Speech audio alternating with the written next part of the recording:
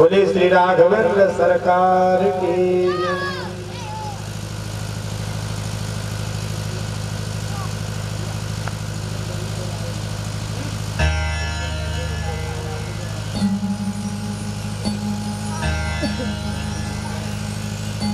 बोले श्री शंकर भगवान के।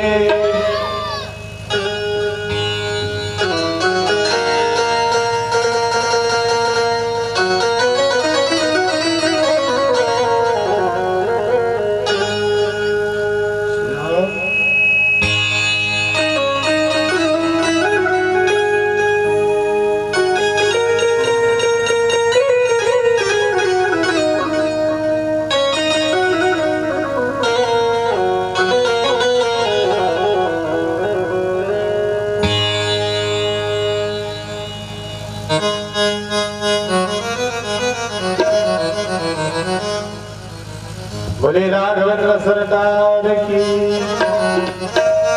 हमारे जोगिया हो हमारे जोगिया, डिम डिम डमरू बजावे ला हमारे जोगिया, डिम डिम डमरू बजावे ला हमारे जोगिया।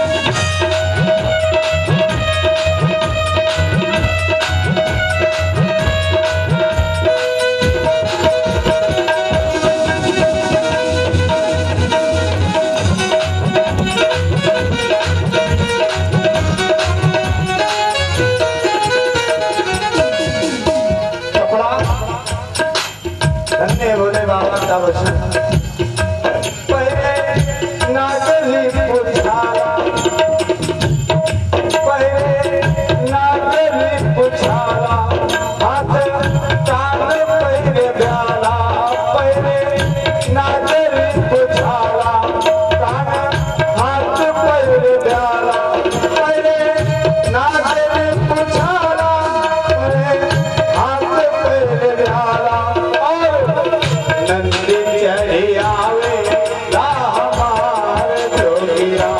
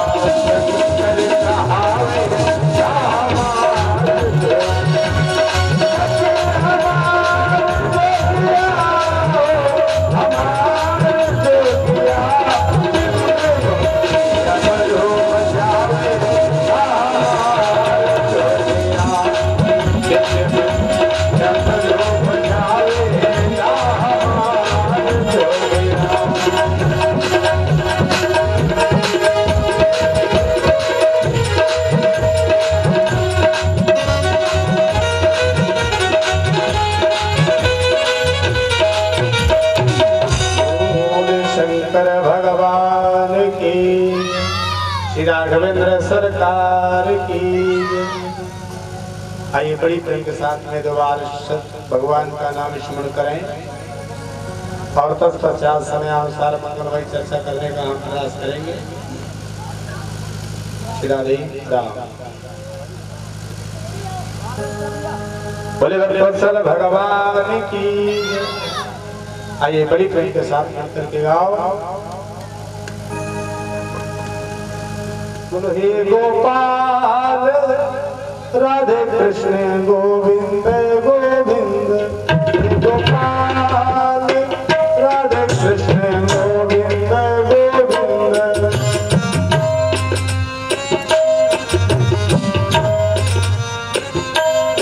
हे गोपाल राधे कृष्ण गोविंद गोविंद। हे गोपाल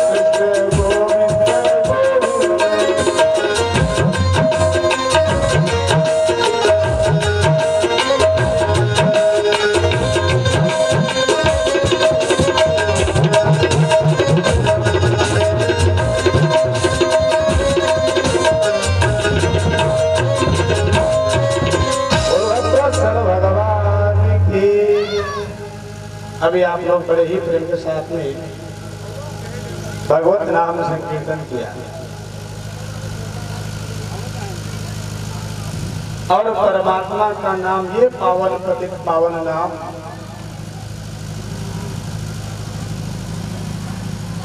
जिसका नाम स्मरण मात्र से व्यक्ति के दुख दूर हो जाते हैं, सारी समस्या का समाधान निकल आता है इस नाम से। वो राम नाम में शक्ति है। संसार में अगर देखा जाए तो केवल परमात्मा का नाम ही सत्य है और भगवान का ही नाम सबसे बड़ा है। जगत नियंता जगदाधार श्री राम जी से पूछा जाए कि प्रभु आप बताओ, आप बड़े हैं या आपका नाम बड़ा है, तो राम जी भी कह देंगे हम नहीं बल्कि मेरा नाम बड़ा है। क्योंकि किसी ने कहा है कि राम से बड़ा राम का नाम, राम से बड़ा राम का नाम, राम से बड़ा राम का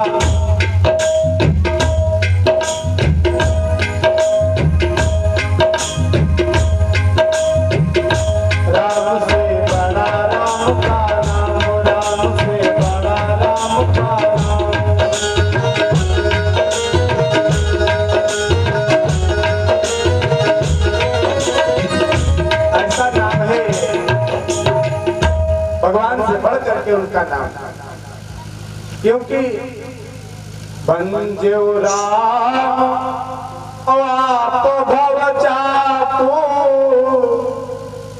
भव भय भंजन नाम प्रताप।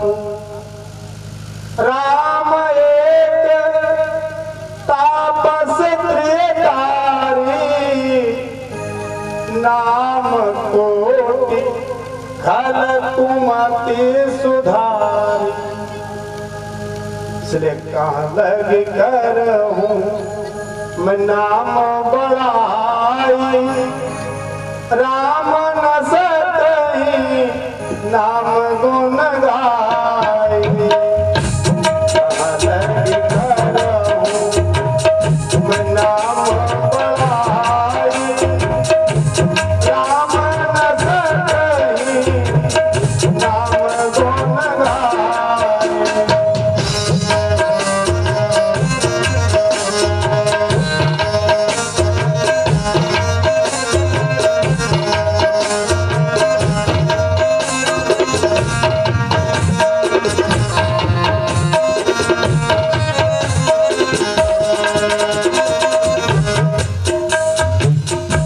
कहाँ लग कर हूँ मैं नाम बढ़ाई,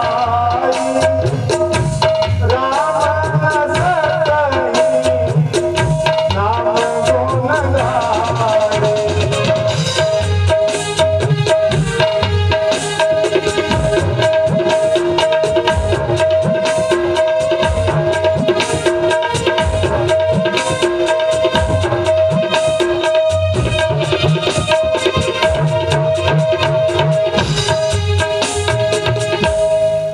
जहां तक हो सके भगवान का नाम ही।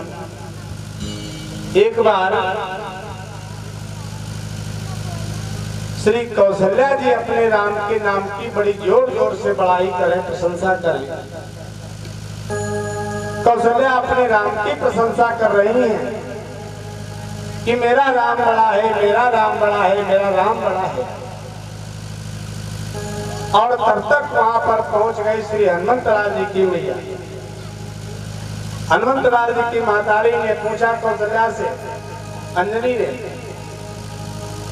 कहा ये बताओ कौशल्या तुम काहे अपने राम की बड़ाई कर रही हो, कौन सा ऐसा काम कर दिया है? कौशल्या ने कहा ऐसा है तुम्हें पता नहीं, हमारे राम जी ने समुद्र पर पुल बनवाया, लंका पर विजय प्राप्त की, ये कम है?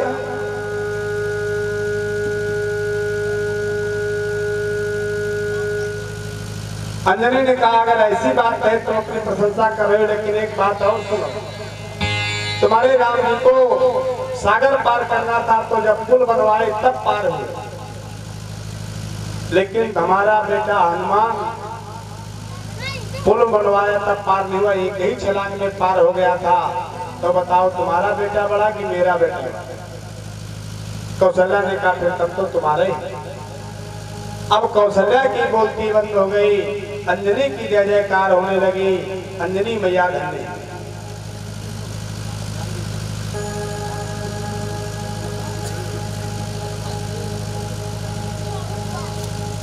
अंजनी मैया ने कहा, उनकी प्रशंसा होने लगी। और तब तक वहां पर आ गई श्री अगस्त मुनि की माता। अगस्त मुनि की माता ने कहा, किस लिए तुम भोले नहीं समा रहे हो? क्या बात?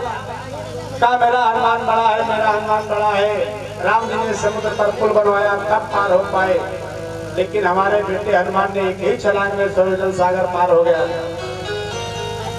तो अगस्त मुनि की मातारी बोली, ऐसा है? अरे तुम्हारे हनुमान ने तो कोयल 100 योजन सागर को पार ही किया है, और हमारा बेटा अगस्त एक ही अंजलि में समुद्र का सारा जल पान कर गया। तो बताओ तुम्हारा बेटा है बड़ा है, मेरा बेटा है? अब तो अंजलि की बोलती बंद हो गई। अब अगस्त मुनि की जय जयकार होने के धन्य है अगस्त मुनि की। अब कौशल्या बड़ी सुस्त बैठी। राम जी आए, उनको प्रणाम किया। कौशल्या ने कहा, क्या बताएं राम, आज मेरा मन प्रसन्न नहीं है, दुखी लग रहा है। कहा क्या हुआ? अरे कहा क्या बताएं, आज हम प्रशंसा कर रहे थे तुम्हारी, लेकिन हनुमान जी की मातारी अंजनी ने आकर के सारी प्रशंसा गड़बड़ कर पूरी बात बताई। राम जी मुस्कुराए, बोले मैया चिंता न करो, सारी व्यवस्था हम करेंगे। राम जी ने प्रातः दरबार लगाया, हनुमंत लाल जी को बुलाया, अगस्त मुनि को बुलाया। राम जी आए, सिंहासन पर बैठे। अब हनुमान जी की तरफ अंगुली उठाई, प्यारे हनुमान जरा खड़े हो। हनुमान जी से कहा, खड़े हो महाराज। हनुमान जी खड़े हुए। महाराज क्या आदेश? राम जी ने कहा, प्यारे हनुमान, अच्छा एक बात बताओ, जिस समय तुम सागर को पार करना चाहा था, तो उस समय तुमने अपने बल पर पार किया या किसी का सहारा लिया? हनुमान जी मुस्कुराए, बोले महाराज हम अपने बल पर नहीं, हम तो आपके बल पर। कहा महाराज हमने तो आप ही का नाम लिया और किसी का नाम ही नहीं लिया। हकीकत है हनुमंत लाल जी ने जय श्री राम कहकर के छलांग भरी, और जब जय श्री राम कह के छलांग भरते हैं तो उतना साहस आ गया। कैसे पार किए हैं? बोले जीवी अमोघ रघुपति करबाना, ताही भांति चले हनुमाना।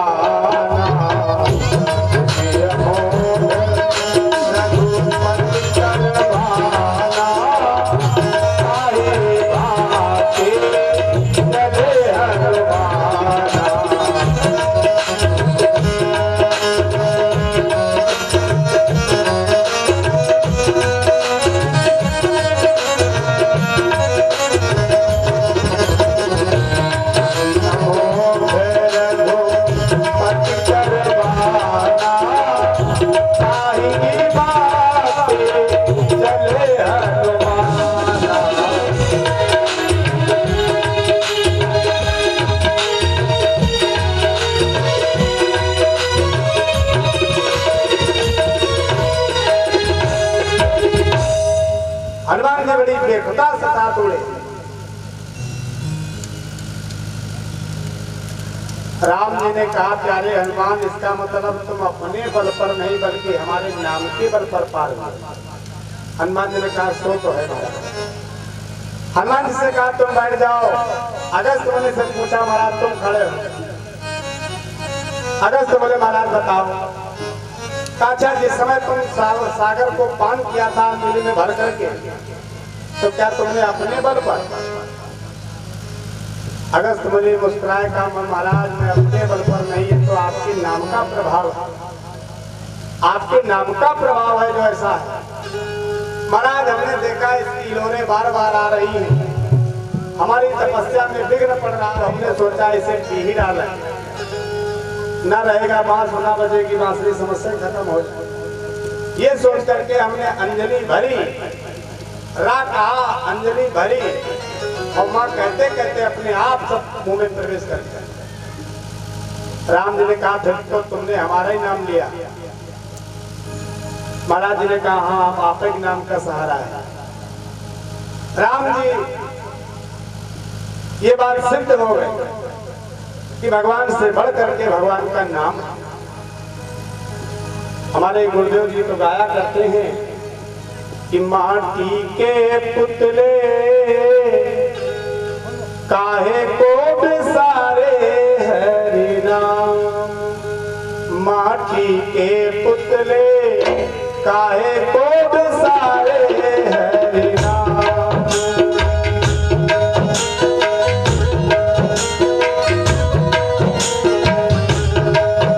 माटी के पुतले काहे को सारे हरि नाम।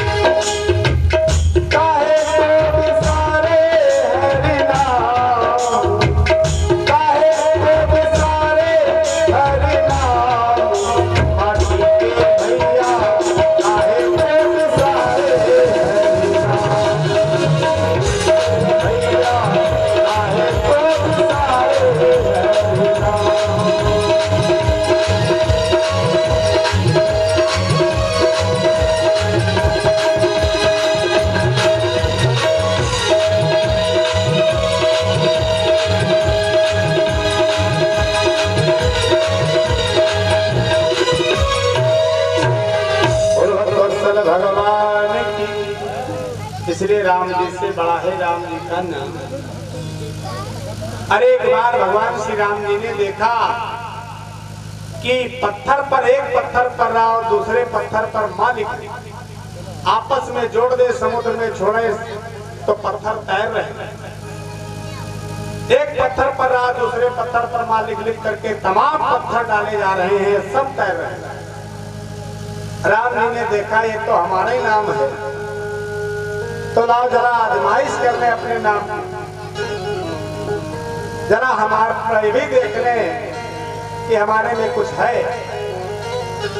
ये सोच करके हनुमान जी राम जी जहाँ पुल बन रहा था वहां से लगभग 1 किलोमीटर दूर चले गए। 1 किलोमीटर दूर चले गए और पाछे मुड़ के देखते भी जाते हैं कि कहीं कोई देख तो नहीं रहा। राम जी गए समुद्र के किनारे तो वहां पर लगभग 1 किलो का पत्थर 1 किलो का पत्थर उठाया, समुद्र में छोड़ा, डूब गया। फिर आधा किलो का पत्थर उठाया, वो भी डूब गया। 100 ग्राम की छोटी वाली पत्थरी उठा के डाली, वो भी डूब गई। एक छोटा सा बालू का कण उठाया, वो भी डूब गया। और राम जी ने सोचा, हाय हमारे द्वारा छोड़ा गया सब डूब रहा है।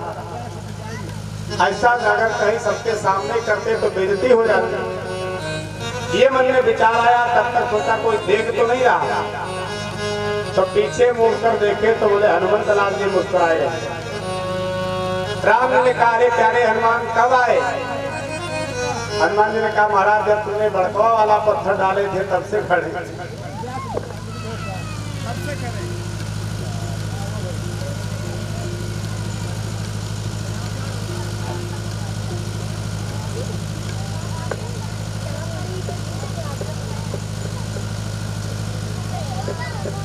बोले भक्तवत्सल भगवान की।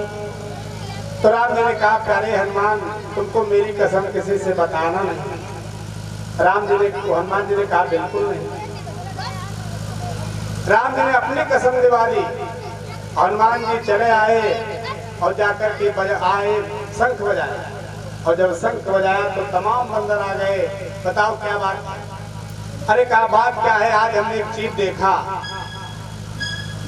राम जी ने सोचा, यही देखा और क्या देखा? राम जी अंगुली हिलाए, प्यारे हनुमान बताना मत।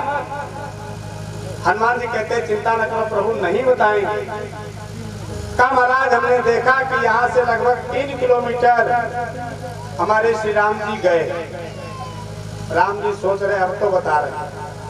बोले राम जी गए तो वहां पर उन्होंने 1 किलो का पत्थर उठाया, समुद्र में छोड़ा, डूब गए। फिर आधा किलो का पत्थर उठाया, वो भी डूब गया। 100 ग्राम का पत्थर छोड़ा, वो भी डूब गया। आखिरी में मोरंग बराबर बालू का कण डाला, वो भी डूब गया। राम जी ने माथा ठोका, हाय सब बता दिया, और फिर भी कहता रहा बताएंगे नहीं। राम जी सर लटका के बैठ गए। हनुमंत लाल जी ज्ञान नामक ग्रहणम।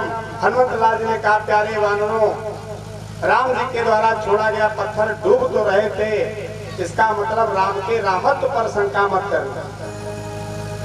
राम के रामत्व पर शंका न करो, क्योंकि जो भगवान के हाथ से, जिसको भगवान अपने हाथ से ही छोड़ दे तो उसको तो डूबना ही डूबना है, फिर बचता कहाँ? जिसको भगवान अपने हाथ में पकड़े हैं वो तैरता रहता, जो भगवान ही छोड़ देंगे तो डूब जाएगा। तो कहने का मतलब है, भगवान से बढ़ करके परमात्मा का नाम है। इसको जितना बोला जाए, जितना गाया जाए कम। इसलिए आइए बड़ी प्रेम के साथ में दोबारा हरि नाम संकीर्तन करें। तत्पश्चात श्री श्याम जी महाराज जी के द्वारा सुंदर चर्चा आप लोग श्रवण करेंगे। बोलो भक्तवत्सल भगवान की। आइए बड़ी प्रेम के साथ में गाओ। हमारे हमारे दो ही रिश्तेदार,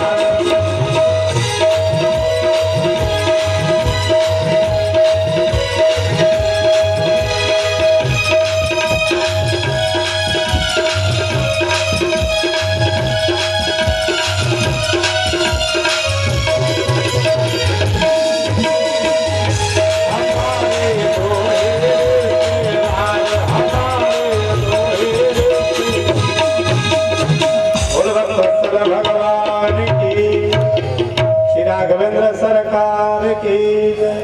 जय जय श्री राधे, जय जय श्री राधे। सब जग जानी करहु प्रणाम, जोरी जुग पाणी ताते जुगपद कमल मनावो, जासु कृपा निर्मल मति पावो। श्री गुरु चरण सरोज रज निज मन मुकुर सुधारे, बरनौर भुवर विमले यशो जो दायक फल चारे। बुद्धिहीन तनु जानिके सुमिरो पवन कुमारे, बल बुद्धि विद्या देहु मोहि, प्रभु हरहु कलेश विकार। आग लगी आकाश में, उड़ी उड़ी गिरत अंगारे, जो ना होते संत जन तो जरी जातो संसार। बोले अनंत बलवंत संत श्री हनुमंत लाल की, यज्ञ पुरुष भगवान की। आइए मनवाणी को पवित्र करते हुए दो बार प्रभु का पावन नाम, जिसके पश्चात हरि चर्चा। श्री राधे राधे गोविंद गोविंद, राधे राधे राधे गोविंद गोविंद राधे। तालियों के साथ में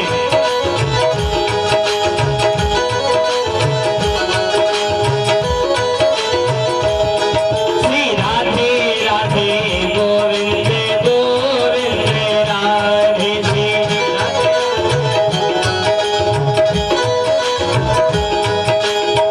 गोविंद राधे राधे गोपाल राधे।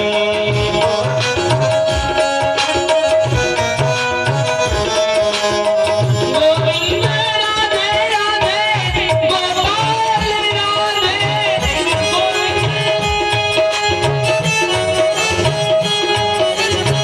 गोविंद राधे राधे गोपाल राधे। राधे राधे राधे गोविंद गोविंद राधे। श्री राधे राधे गोविंद गोविंद राधे।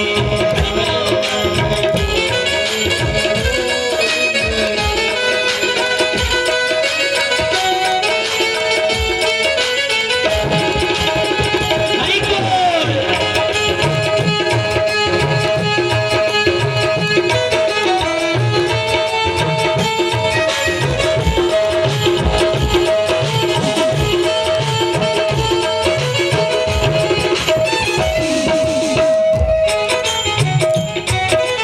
गोविंद राधे गोपाल राधे।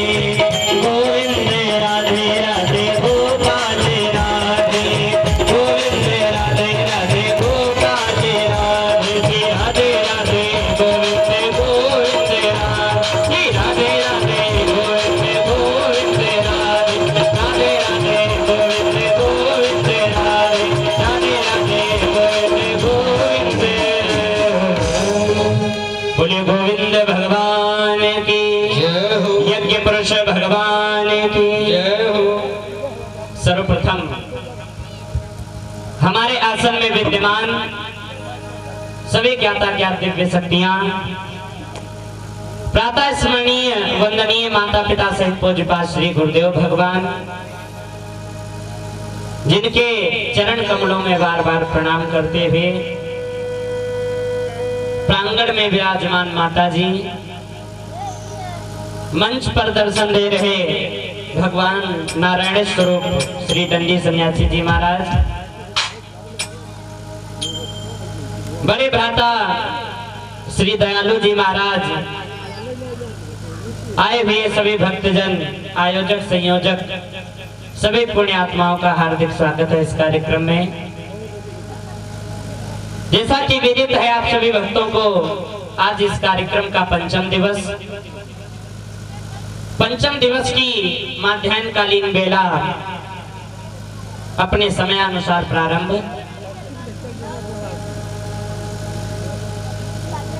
समय जो है अपनी रफ्तार से चलता रहता है, बस यदि चलना है तो हम आप लोगों को, क्योंकि समय जो है कभी रुकने वाला नहीं, समय कभी रुकने वाला नहीं है।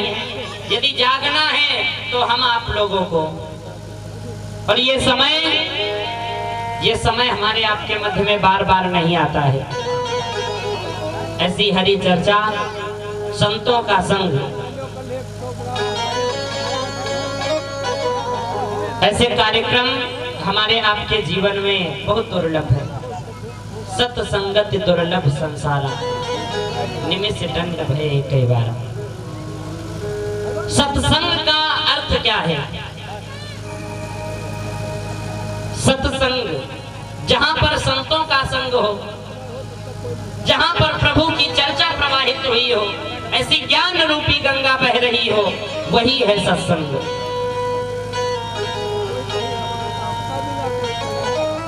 तो जो समय मिला है वो सदुपयोग में लाएं। शेष हमारे आपके मध्य में 4 दिन और हैं, आकर के प्रभु के चरणों में हाजिरी लगाएं। जिसके पास में प्रभु का बुलावा जाता है वही भक्त ऐसे मार्ग पर चल करके आते हैं जिसको स्वयं परमात्मा बुलाते हैं। और ये मार्ग कोई आसान मार्ग नहीं है। इस मार्ग पर चलने से पहले हमारे आपके जीवन में कठिनाइयां बहुत ज्यादा आती हैं। यही सर आवत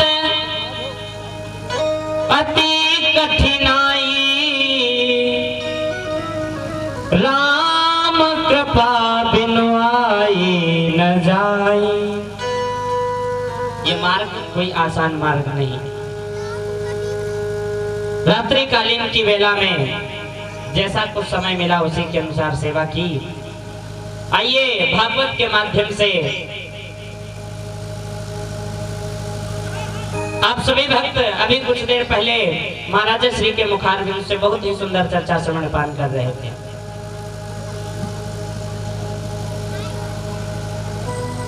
भगवान राम, हनुमान जी अपने प्रभु को इतना प्रेम करते थे और हनुमान जी ने बहुत बड़ी तपस्या की है, बहुत बड़ा त्याग किया है। हनुमान जी ने प्रभु के लिए बहुत बड़ा त्याग किया है।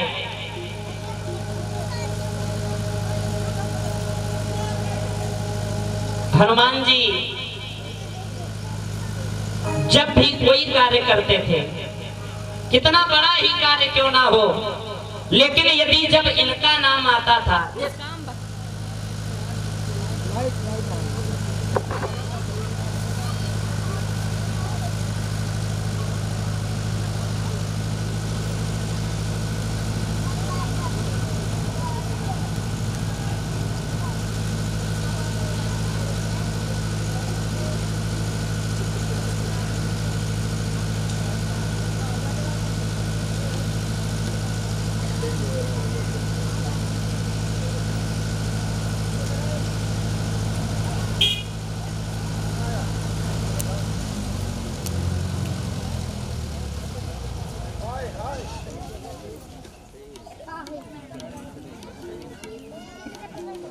लगा भैया, जल्दी लगाओ।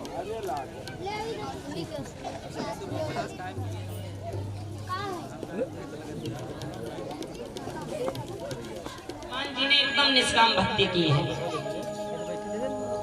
कोई कार्य मन में रख करके नहीं भक्ति की। और जब भी इनका नाम आया कि हनुमान क्या तुमने ये कार्य किया, तो इन्होंने साफ मना कर दिया, प्रभु ना हमने कुछ किया है और ना हमारी करने की औकात है। फिर ये हुआ कैसे? प्रभु की कृपा भयो सब काजू, जन्म हमार सुफल भाजो।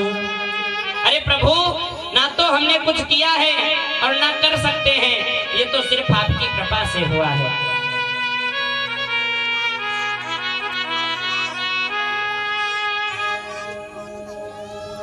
भागवत में कथा आई है सूर्य वंश और चंद्र वंश। भगवान राम जो हैं सूर्यवंशी राजा हैं, और ये सूर्य वंश और चंद्र वंश बना कैसे? इन दो वंशों का बंटवारा किस प्रकार हुआ है, आइए इसी चर्चा में प्रवेश करते हैं।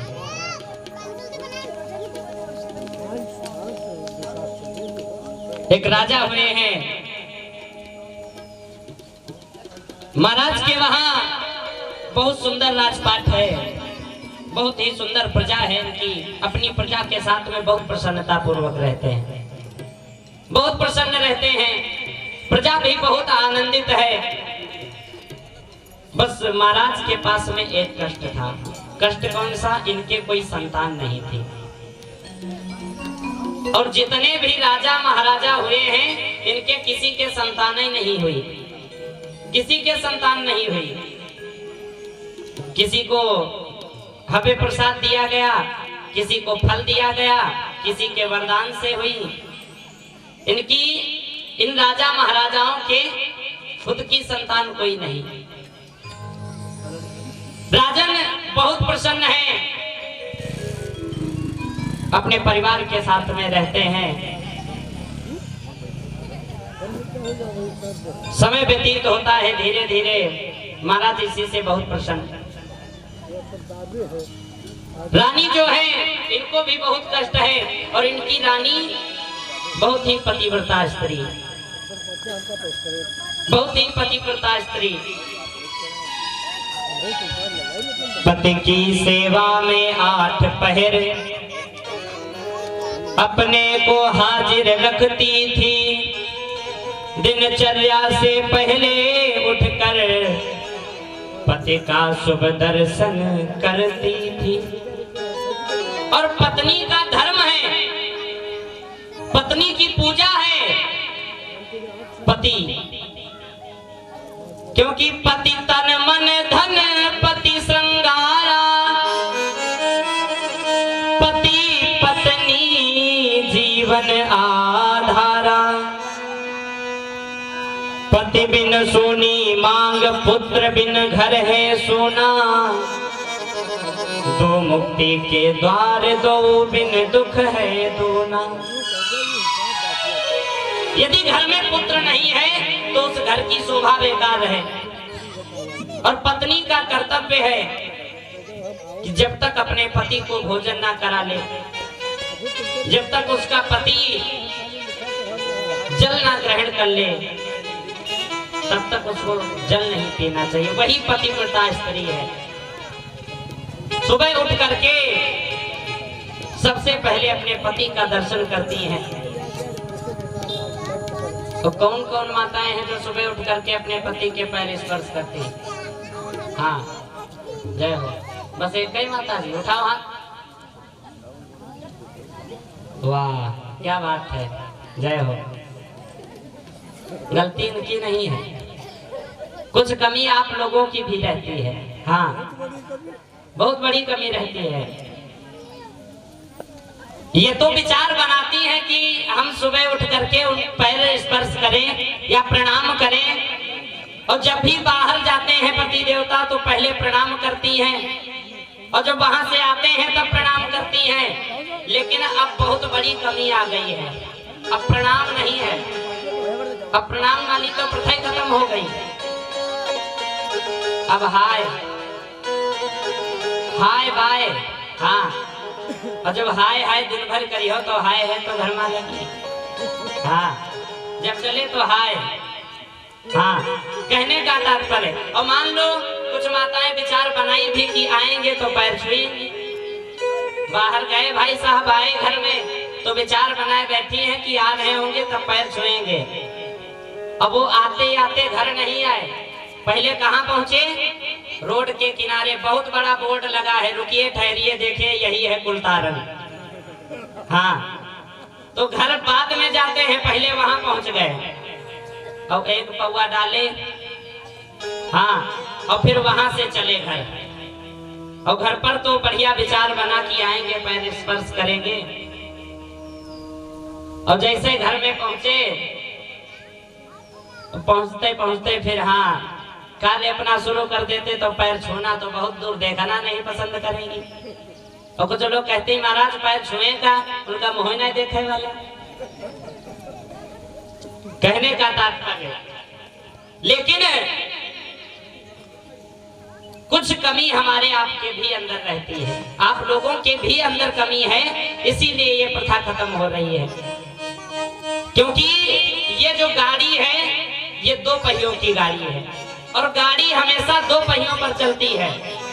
गाड़ी हमेशा 2 पहियों पर चलती है।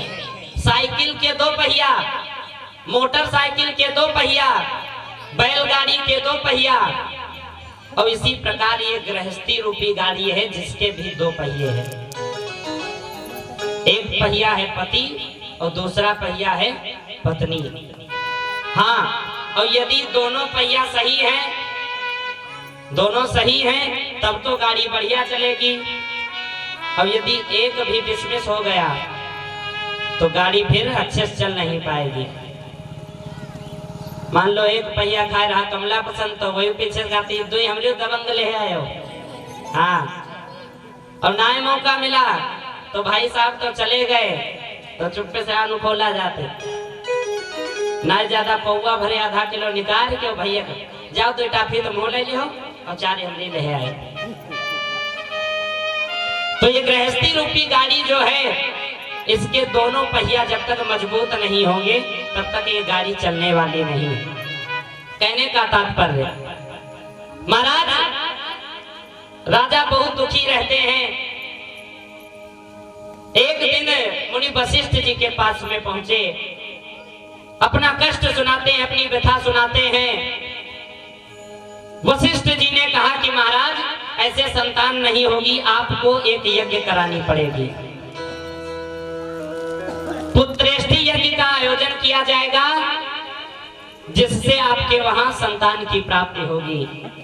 महाराज राजन कहने लगे कि महाराज अब देर क्यों कर रहे हैं, चल करके यज्ञ करिए और जल्द से जल्द हमारा घर चहकेगा, हमारा घर महकेगा। महाराज जल्दी चल करके यज्ञ का आयोजन किया जाए। यज्ञ की सारी तैयारियां हैं, यज्ञ की सारी तैयारियां हैं, बहुत ही सुंदर साज सजाए गए हैं, यज्ञशाला बनाया गया है। और ये यज्ञ से भगवान बहुत जल्दी प्रसन्न होते हैं, यज्ञ से भगवान बहुत जल्दी प्रसन्न होते हैं, और इन्हीं से सारे कार्य पूर्ण होते हैं। क्योंकि जल्दी प्रसन्न होते हैं भगवान यज्ञ से, भगवान यज्ञ से जल्दी प्रसन्न होते हैं भगवान यज्ञ से, भगवान यज्ञ से।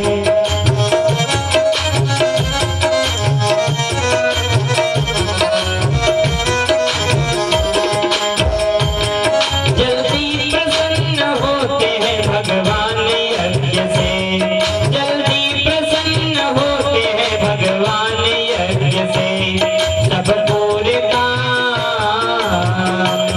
सब पूरे काम होते हैं भगवान यज्ञ से, भगवान यज्ञ से। सब पूरे काम होते हैं भगवान यज्ञ से, भगवान यज्ञ से। बोलिए यज्ञ पुरुष भगवान की। जल्दी प्रसन्न होते हैं भगवान यज्ञ से, और सब पूरे काम होते हैं भगवान यज्ञ से। यज्ञ का आयोजन किया गया, सभी वैदिक ब्राह्मण आ गए, यज्ञ की सारी तैयारियां हैं। अब यज्ञ मंडप में जब संकल्प की बारी आई, अब ब्राह्मण आपस में बातचीत कर रहे हैं। क्यों? ये तो मालूम है कि यज्ञ किस लिए किया जा रहा है, पुत्रेष्टि यज्ञ है, पुत्र प्राप्ति के लिए यज्ञ किया जाएगा। लेकिन राजा साहब ने ये नहीं बताया कि संतान में बेटा चाहिए कि बेटी। एक ब्राह्मण उठा कहने लगा रुको हम पूछ करके आते हैं। वो ब्राह्मण जब चला है पूछने के लिए तो रास्ते में राजा साहब तो दरबार में बैठे थे और बीच में ही महारानी जी मिल गई। अब ब्राह्मण सोच रहे हैं कि जहां राजा जी के पास जाएंगे उससे बढ़िया महारानी जी से पूछ लिया जाए, क्योंकि सलाह तो इनकी एक ही होगी दोनों लोगों की, तभी तो ये यज्ञ आयोजन किया गया है। अब जो है महारानी से पूछ रहे हैं ब्राह्मण की महारानी ये बताओ ये यज्ञ का आयोजन तो किया गया है लेकिन इस यज्ञ में बेटा चाहिए कि बेटी। अब रानी जो है अपनी बात कह रही है क्या कि रानी ने कहा ब्राह्मणों से वह यज्ञ विधान रचा जाए। रानी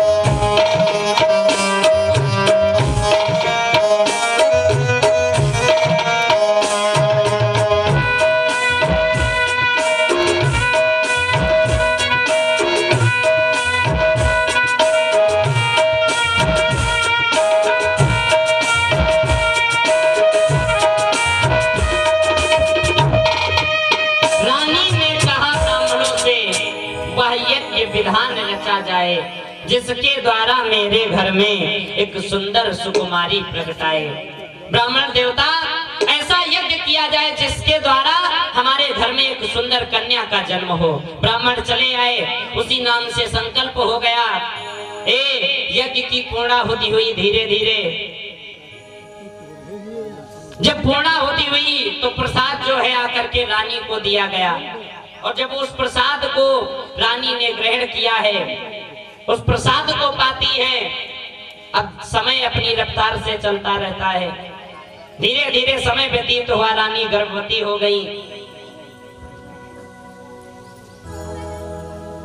जिसके बाद में एक सुंदर संतान का जन्म हुआ है। महाराज इधर दरबार में राजा साहब बड़े ही आनंद में बैठे हुए हैं, बहुत आनंद। विचार कर रहे हैं कि जैसे ही अंदर से खबर आएगी, राजा साहब सोच रहे हैं कि यज्ञ तो हो गया है, अब संतान की बारी है और समय नजदीक आ गया है, तो बहुत सारी तैयारियां हैं। दरबार में बहुत चहल पहल है और राजा साहब ने ऐसी तैयारी की है, हीरे जवाहरात असरफी सोना सारा जो है बोरे बोरे निकलवा करके गोदाम से और दरबार में लगवा दिए। अब राज्य के जितने भी वासी हैं कह रहे महाराज ये सब क्या है। अरे महाराज की खुशी का ठिकाना नहीं है।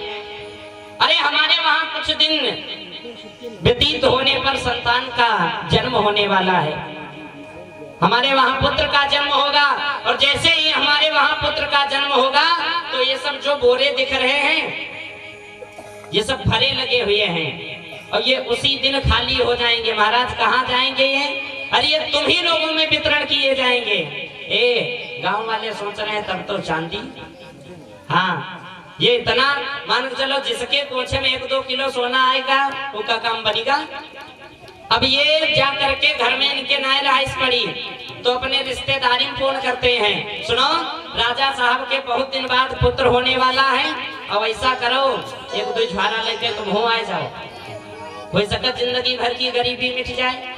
हाँ, सब दरबार में तैयारी है, और वो दिन आ गया है जिस दिन पुत्र का जन्म होना है, संतान का जन्म होना है। महाराज के दरबार में पूरी तैयारी कंप्लीट। अबे जितने गांव वाले हैं सब दरबार में ही बैठे हैं।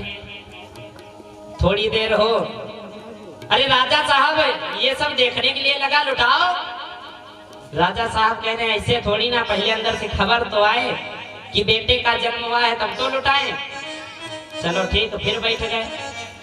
ना शांति पड़ी, फिर से पीछे से उठा लुटाओ। अब राजा साहब कह रहे थोड़ा सा समय और है। अरे तब तक अंदर से एक दासी आई, और दासी ने कहा बधाई हो महाराज, बधाई हो। अरे क्या हुआ? अरे महाराज आपके वहां तो बेटी का जन्म हुआ है। राजा साहब जितने खुश थे उतना ही चेहरा लटक गया नीचे को, और दरबानियों को बुलाते हैं, यहाँ ये जितने बोरा लगे ये सब फिर से वैसे गोदाम में ला कर दो। हाँ, जितने कोछा फैलाए बैठे थे राजा साहब लुटाओगे नहीं? लुटाना तो बहुत दूर, इनकी तरफ मुड़ करके ना देख लेना। सुने नहीं हो बिटिया का जन्म हुआ है। राजा साहब बहुत उदास हैं। गए उस बेटी को गोद में ले लेते हैं, और लेकर के कहां पहुंचे? वशिष्ठ जी के पास में। वशिष्ठ जी अपने आश्रम में बैठे हुए हैं। वशिष्ठ जी के पास पहुंचे राजा साहब, महाराज ये कैसी यज्ञ आपने करवा दिया? अरे हमारे वहां तो बेटी का जन्म हो गया। अब वशिष्ठ जी सोचने लगे, महाराज ये आप कह रहे हो, इतने ज्ञानी होकर के आप बेटा और बेटी में फर्क निकाल रहे हो, और ये भी बहुत बड़ी विडंबना है।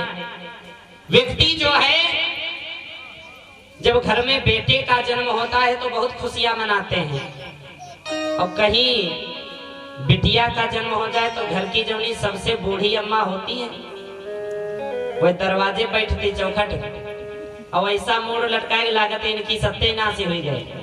हाँ, और यदि कोई निकल पड़ा और पूछ दे से अम्मा का हुआ, तो कहती भवा का फिर से बिटौनी फाट पड़ी है। और जरा उनसे पूछो का तुम कोई गिनाई बिटिया रहो, तो पता नहीं क्या जवाब होगा।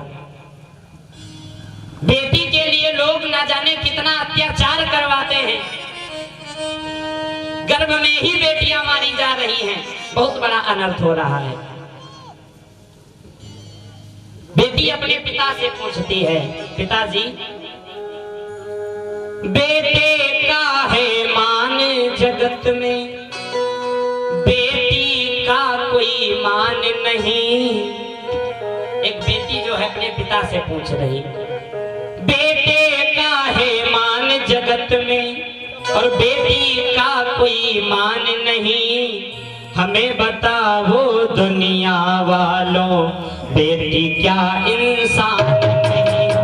हमें बताओ दुनिया वालों, बेटी क्या इंसान नहीं?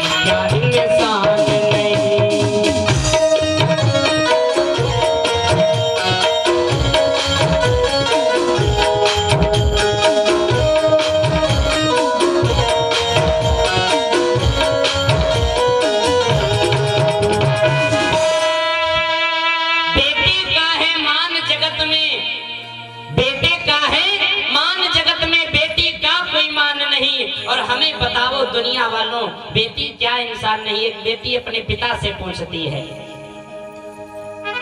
और ये सबके अंदर विचार होता है, सब लोग कामना करते हैं कि हमारे बेटे का जन्म हो, हमारे वहां बेटे का जन्म हो।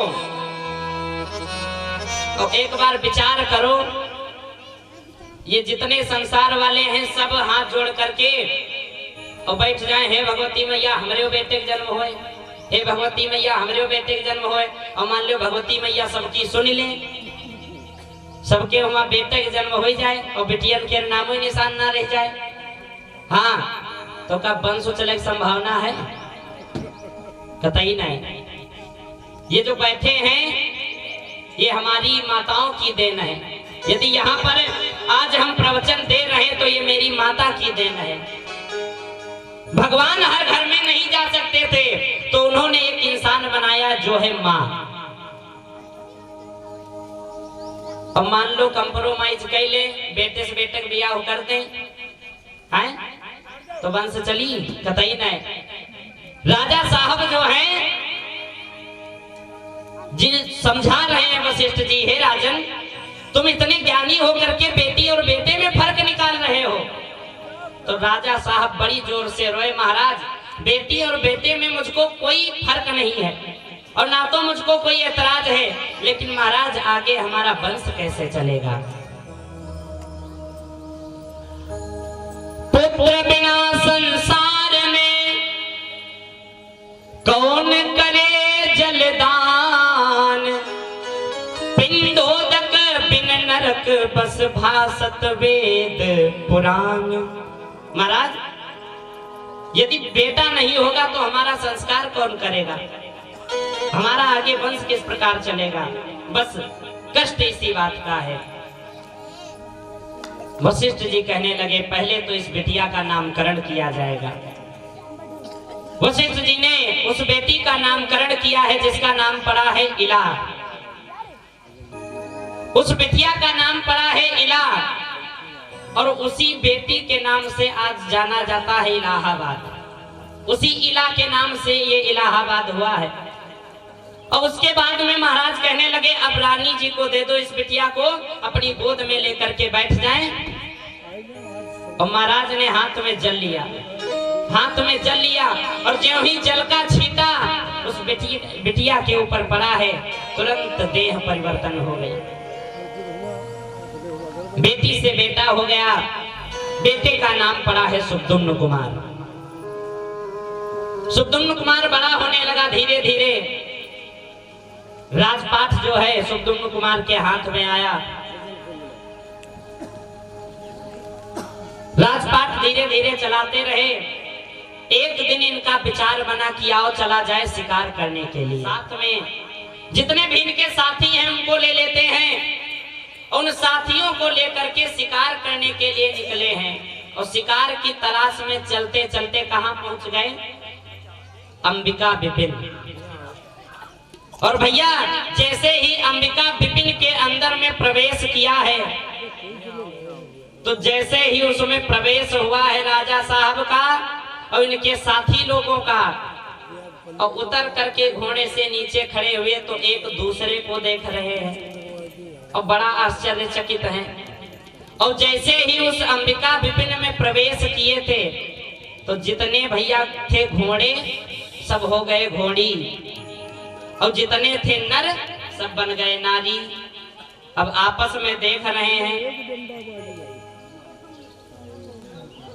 एक साथी बोला महाराज ये क्या बन गए आप? तो दूसरा कहता सुनो हम बने तो तुम का नहीं किया हो कि अंबिका विपिन में जाते ही नर से नारी बन जाता है।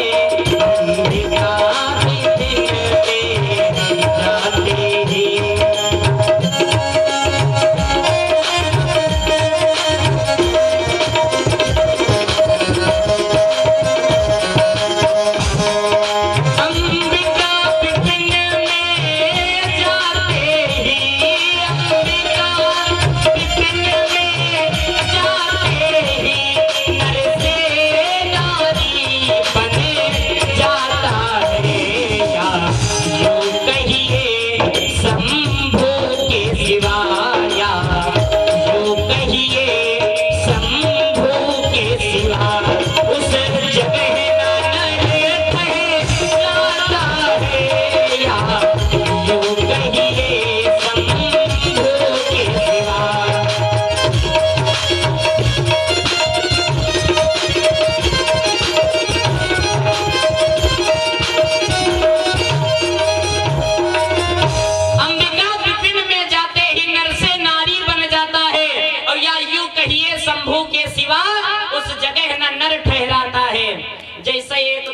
को देख रहे हैं और ये कोई तो नहीं, लेकिन राजा साहब बड़ी जोर फपक के रोए। अरे तुम लोग तो काम चला लोगे, लेकिन हमको तो दरबार में बैठना है, हम क्या करेंगे। अब इलाज ढूंढने लगे। उसी अंबिका विपिन में इधर उधर भ्रमण करते हैं, इलाज कुछ नहीं मिला, सब बहुत परेशान हैं। राजा साहब सुखदुम्न कुमार धीरे धीरे बढ़ते हुए जा रहे हैं और उसी कुटिया के अंदर जैसे पहुंचे तो देख क्या रहे हैं, उसके अंदर बुद्ध देव जी बैठे हुए हैं। बुद्ध जी बैठे हैं और बुद्ध जी ने देखा कि सामने एक नारी आई हुई है। बुद्ध जी की इनके ऊपर नजर पड़ी और उसी नजर में ऐसा खेल रचाया। एक की एक पर नजर पड़ी, एक पर एक बलिहार हुए और उन नारी रूप नरेश्वर के, उन नारी रूप नरेश्वर के बुद्ध देव वहीं भरे तारे हुए। उन नारी रूप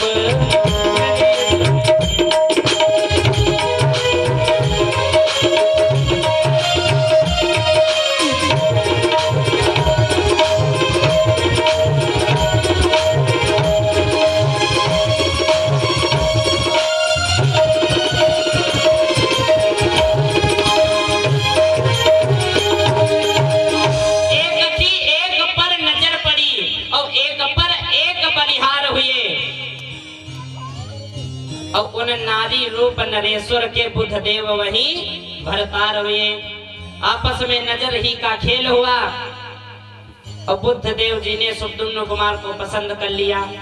और जब पसंद कर लिया तो वहीं पर जो है विवाह का माहौल बन गया।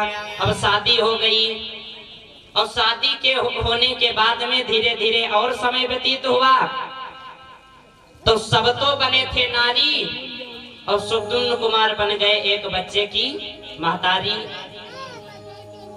अब भैया समय व्यतीत हुआ, बुद्ध देव जी के आश्रम पर रुक रहे हैं, ये सभी बैठे हुए हैं,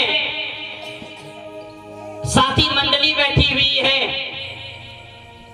और ये जो सुखदुम्न कुमार के पुत्र हुआ था जिसका नाम था पुरुरवा, पुरुरवा दौड़ता हुआ आया और सुखदुम्न कुमार के मम्मी मम्मी कह करके लिपट गया।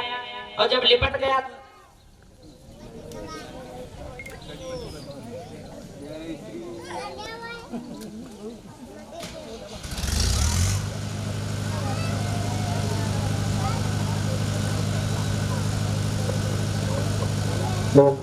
हरिओम हरिओम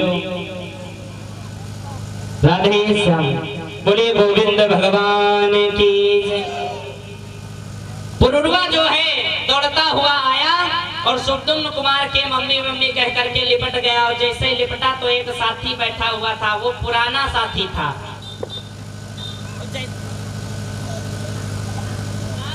तुम्हारी तो पैदाइश ही खराब है। और जैसे ही ये बात कही तो राजा साहब खड़े हो गए। क्या कह रहे हो? अरे ये क्या बोल रहे हो? महाराज जब तुम्हारा जन्म हुआ था तब भी तुम कन्या ही थे और आज भी वही नौबत आ गई। राजा साहब कहने लगे सुनो, यदि हम पैदा हुए थे कन्या के रूप में तो बीच में पुरुष कैसे हो गए? तो साथी हंसा कहने लगा महाराज ये तो गुरुदेव जी की कृपा मनाओ, वशिष्ठ भगवान की कृपा मनाओ, जिनके माध्यम से तुमको ये पुरुष देह मिल गई थी। राजा साहब कहने लगे इतने दिन से तुमने बाहर घुसे थे हैं? ये बात पहले नहीं बता सकते थे? यदि गुरुजी नारी से नर बना सकते हैं तो अब भी तो हम लोग नारी बने बैठे हैं। तो आइए अब गुरु जी का ध्यान करते हैं। सभी हाथ जोड़ करके गुरुदेव भगवान को बुला रहे हैं कि मेरा कोई ना। सभी तालियों के करके गुरुदेव भगवान को बुला रहे हैं और आप लोग भी अपने अपने गुरुदेव भगवान का ध्यान करेंगे। तालियों के साथ में सभी बोले मेरा कोई ना, मेरा कोई ना सहारा बिन तेरे गुरु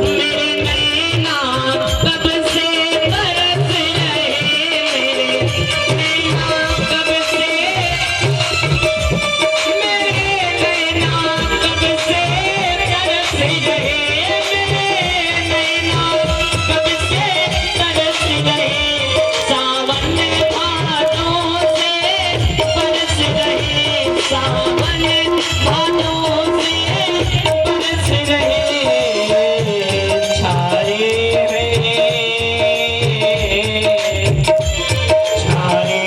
हैं घोर अंधेरे गुरुदेव संवरिया मेरे मेरा कोई न सहारा बिन तेरे गुरुदेव संवरिया।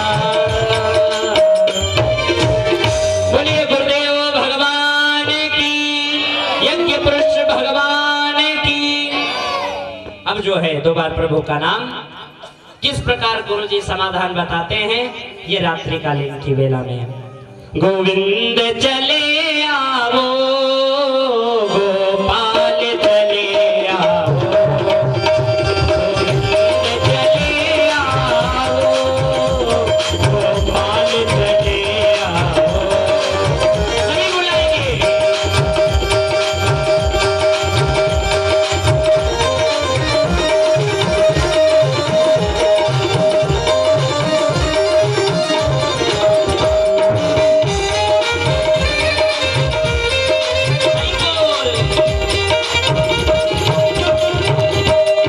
गोविंद चले आओ गोपाल चले आओ, गोविंद चले आओ गोपाल चले आओ। हे आनंद धन मोहन, हे मुरलीधर मोहन, नंदलाल चले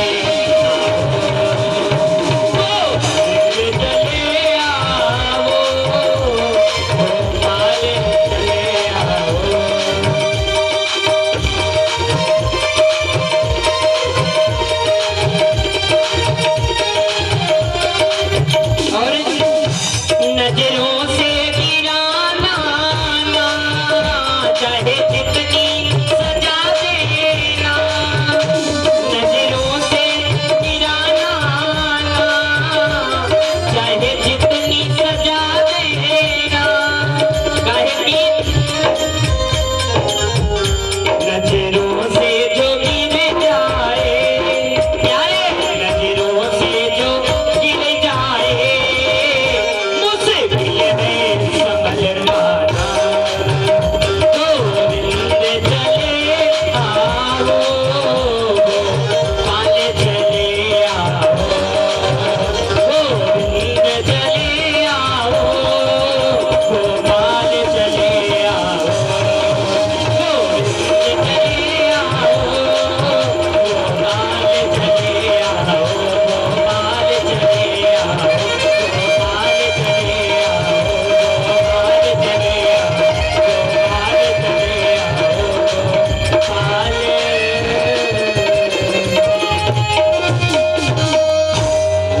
बोलिए गोविंद भगवान की, यज्ञ पुरुष भगवान की, आज के आनंद की। जय जय श्री राधे। मन समर्पित है महाराज श्री के कर हम लोग।